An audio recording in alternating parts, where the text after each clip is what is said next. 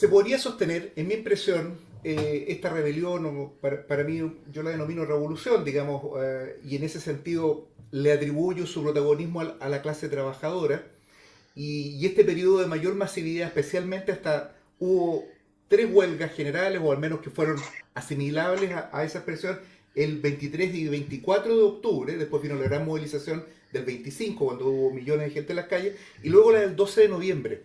Pero, desde mi punto de vista, yo creo que el efecto más importante que tuvo el Acuerdo por la Paz fue sobre los sectores medios, sobre la pequeña burguesía, ¿no?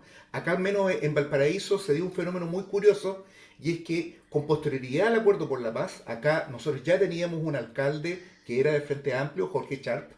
Se inició una campaña bastante infame en que la propia mesa social, que era de alguna manera un referente parecido al de la Unidad Social en Santiago, hizo un pacto con la Cámara de Comercio, que se denominaba El Pueblo no ataca al pueblo, y usaban al perrito Matapacos como un símbolo en que se ponía como principal adversario a los saqueadores, a los delincuentes, a la gente, en definitiva, a quienes seguían movilizados. Entonces, es probable de que el Acuerdo por la Paz haya tenido sí un efecto, esa mitad de gente que se fue de la plaza, haya tenido un efecto también en la composición social del movimiento. ¿Es posible discernirlo de esa manera? O sea, la ausencia de organizaciones obreras, partidos y sindicatos obviamente no impide constatar el enorme predominio obrero en el propio movimiento, ¿o no? ¿Cómo lo ves eso? Tengo acuerdos y desacuerdos con tu interpretación. Si bien la mayoría de las personas que participaron, que participamos en las grandes manifestaciones, somos asalariados, trabajadores, unos de overol, otros de cuello y corbata, yo nunca uso corbata, eh, trabajadores manuales, trabajadores intelectuales, si es que esa distinción tiene algún sentido en la actualidad. Eh, si bien la mayoría de los participantes, o si no la mayoría, una cantidad muy importante, eran trabajadores, eran asalariados, eran sectores populares, eh, no es menos cierto que, salvo excepciones, como por ejemplo los portuarios, que fueron el pilar de las tres huelgas generales, especialmente de la del 12 de noviembre, la clase trabajadora como tal no tuvo un protagonismo organizado en la rebelión popular. No acudió a las manifestaciones en base a sus organizaciones naturales, los sindicatos, por ejemplo. No, eran individuos de la clase trabajadora que después, muchas veces, del trabajo, iban a las manifestaciones. Pero el país no se paralizó. Estas huelgas generales fueron muy parciales. La más exitosa fue la del 12 de noviembre. Pero en muchas partes, el país, incluso el 12 de noviembre, parecía que estuviese funcionando normalmente. Yo no vi ningún supermercado que cerrara sus puertas, ningún banco.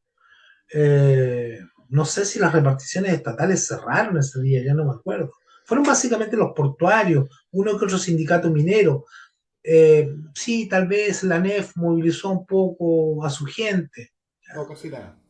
¿ah? Muy poco. ¿Ya? Entonces, gran parte del país siguió funcionando normalmente, pero con todo, esto fue percibido con alarma por la clase dominante y por sus políticos, porque esto gatilló inmediatamente el acuerdo del 15 de noviembre. ¿Ya? En cuestión de un par de días ya esto estaba prácticamente decidido. Entonces, la clase trabajadora, de manera orgánica, no estuvo presente. Estuvieron como individuos, participaron como pobladores, como hijos de trabajadores o como trabajadores que después de su jornada laboral iban a las plazas, a las calles a manifestarse. Y esta debilidad eh, de la presencia de la clase trabajadora, orgánicamente hablando, quedó al desnudo al día siguiente del acuerdo del 15 de noviembre. Si no hubo capacidad de respuesta. En términos ideales, la respuesta debería haber sido una huelga general de carácter indefinido, porque ese era el momento de la gran prueba de fuerza. Y eso se ha venido ratificando hasta el día de hoy. ¿Cuántos representantes orgánicos de la clase trabajadora hubo en la Convención Constitucional? Creo que ninguno, ni uno solo. Fíjate que los líderes sindicales que se presentaron de variado signo, no voy a dar nombres, pero todos los tenemos presentes, ninguno fue elegido. Hubo representantes de los movimientos regionalistas, medioambientalistas, feministas, sectores de los movimientos representativos de los pueblos originarios, pero no hubo de la clase trabajadora como tal. No más FP, Hubo gente que son trabajadores, sí, no más FP podría ser. sí, creo que hay una representante, una señora de Valdivia, que era del movimiento No Más FP, que fue convencional, ¿ya? Pero fíjate que el movimiento No Más FP, claro, es un movimiento básicamente de trabajadores, algo más amplio, pero no un movimiento clásico de trabajadores, porque no es un movimiento que se da directamente en la esfera de las relaciones capital-trabajo, digamos, en la esfera laboral. ¿Ya? Es algo especial, eh, no por ello menos interesante. A mi juicio fue el principal movimiento social en los años previos al 18 de octubre.